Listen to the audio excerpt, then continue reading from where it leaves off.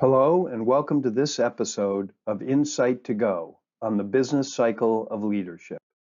I'm Nick Noyes, and for over 20 years, I've been designing and leading experiences to help leaders grow and become more effective by bringing together the hard and soft skills of leadership.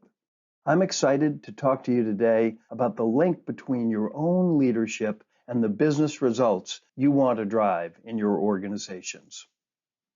This is the business cycle of leadership, and let me overview it for you.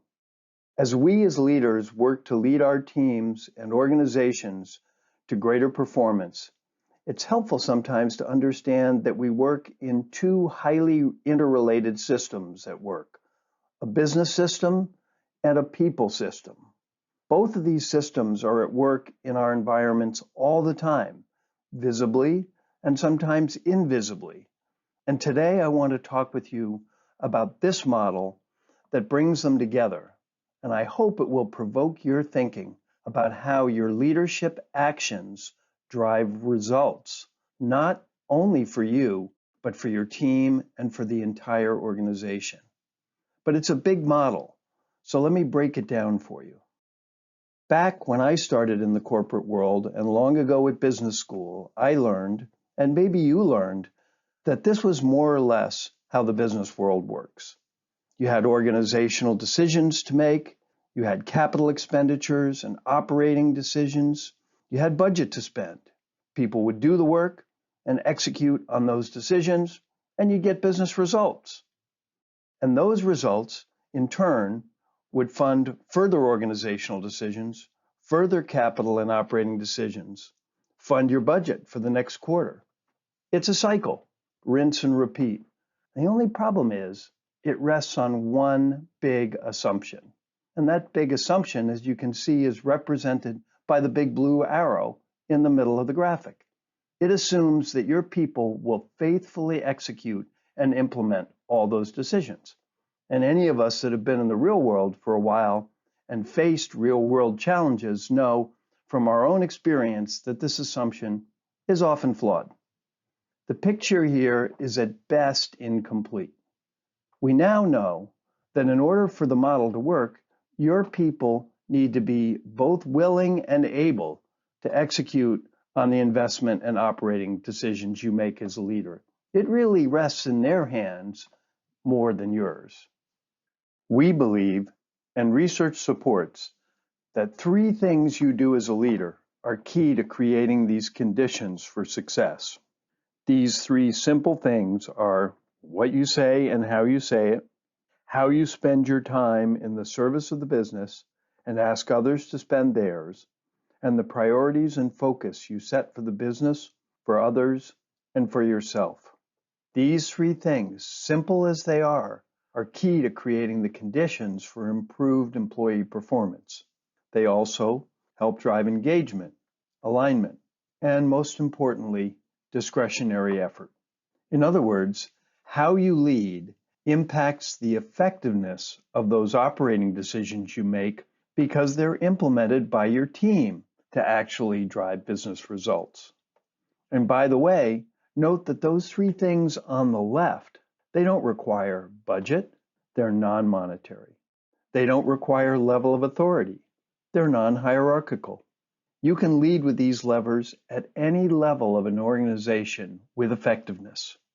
Now, it's critical that what you say, how you spend your time, and the priorities you set for yourself and others be aligned with your own beliefs, your own values, and your perspective as a leader.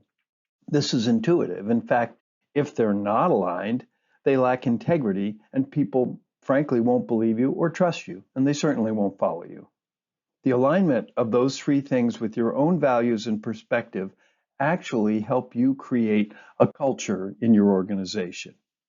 And with that culture comes not only business results, but a different kind of feedback. And that feedback is perspectives and information back to you as a leader. The financial return and the business results are represented by the first arrow going back to the purple boxes.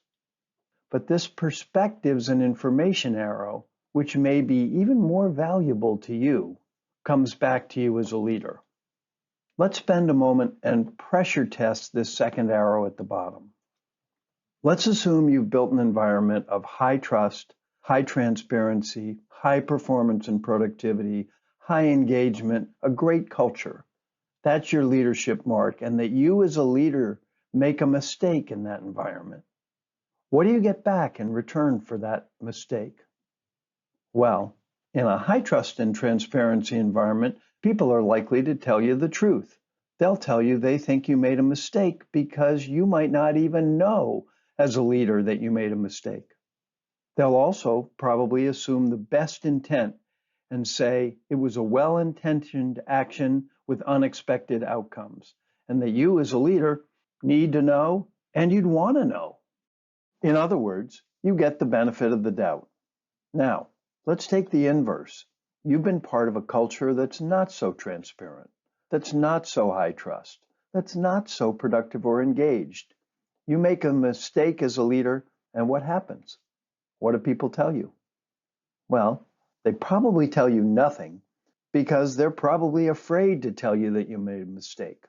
Or maybe they just aren't sufficiently engaged that they want to bother to tell you, or they don't think it'll make a difference. They've given feedback before and it's gone nowhere, or been punished. What's the problem with that? The problem is data and feedback to you to run the business more effectively. Because here's the unfortunate truth.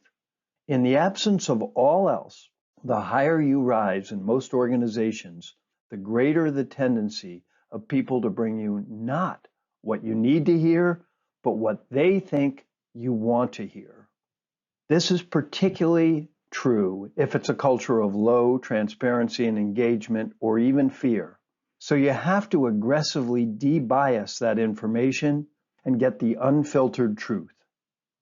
And in order to get the truth, you have to build a culture of trust and transparency. It's critical to your ability to lead effectively.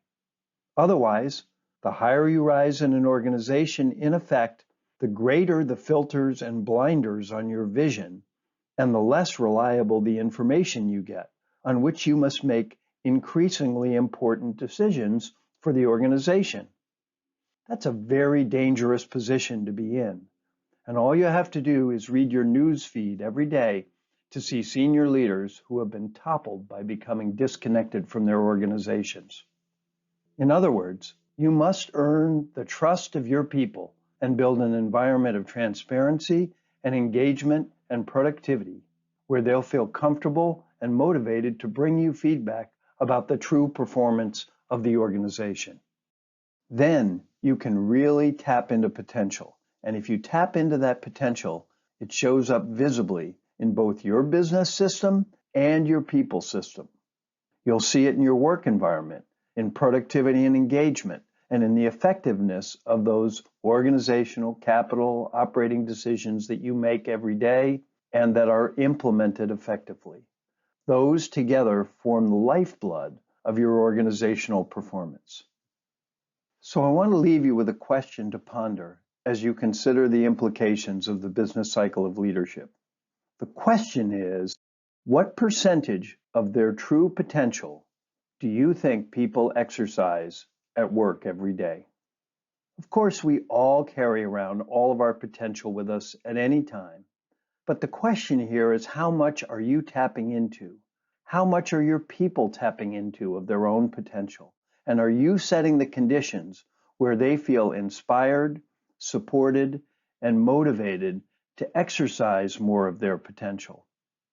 The business cycle of leadership outlines a way to think about how to realize greater employee performance and build a culture of engagement and productivity, transparency and trust that can help you tap into greater potential for your people and greater results for the organization.